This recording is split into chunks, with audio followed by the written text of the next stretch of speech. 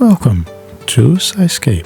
Stillnes Speaks, Chapter 2, Part 1, Beyond the Thinking Mind, the Human Condition, Lost in Thought. Most people spend their entire life imprisoned within the confines of their own thoughts. They never go beyond a narrow, mind-made, personalized sense of self that is conditioned by the past. In you, as in each human being, there is a dimension of consciousness far deeper than thought. It is the very essence of who you are. We may call it presence, awareness, the unconditioned consciousness. In the ancient teachings, it is the Christ within, or your Buddha nature. Finding that dimension frees you and the world from suffering you inflict on yourself and others when the mind made literally is all you know and runs your life. Love, joy, creative expansion, and lasting inner peace cannot come into your life except through that unconditioned dimension of consciousness. If you can recognize, even occasionally, the thoughts that go through your mind as just thoughts, if you witness your own mental, emotional, reactive patterns as they happen, then that dimension is already emerging in you as the awareness in which thoughts and emotions happen. The timeless inner space in which the content of your life unfolds. The stream of thinking has enormous momentum that can easily drag you along with it.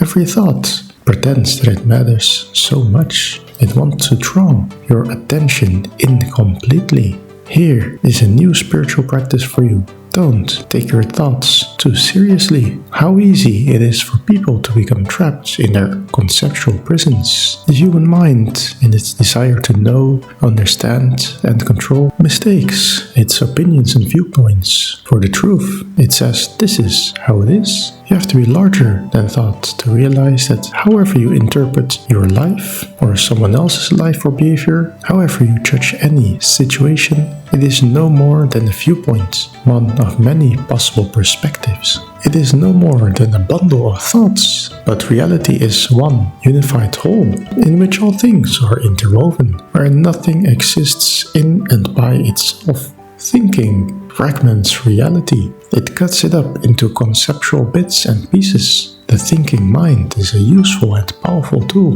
but it is also very limiting when it takes over your life completely, when you don't realize that it is only a small aspect of the consciousness that you are. Wisdom is not a product of thought. The deep knowing that is wisdom arises through the simple act of giving someone or something your full attention. Attention is primordial intelligence, consciousness itself. It dissolves barriers created by conceptual thought, and with this comes the recognition that nothing exists in and by itself. It joins the perceiver and the perceived in a unifying field of awareness. It is the healer of separation. Whenever you are immersed in compulsive thinking, you are avoiding what is. You don't want to be where you are, here, now. Dogmas, religious, political, scientific, arise out of the erroneous belief that thought can encapsulate reality or the truth. Dogmas are collective conceptual prisons.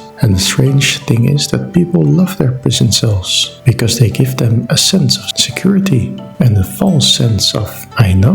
Nothing has inflicted more suffering on humanity than its dogmas. It is true that every dogma crumbles sooner or later because reality will eventually disclose its falseness. However, unless the basic delusion of it is seen for what it is, it will be replaced by others. What is this basic delusion? Identification with thought. Spiritual awakening is awakening from the dream of thought. The realm of consciousness is much faster than thought can grasp. When you no longer believe everything you think, you step out of thought and see clearly that the thinker is not who you are. Thank you for watching. Hope you enjoyed it. Follow along for more to come, and until then, cheerio.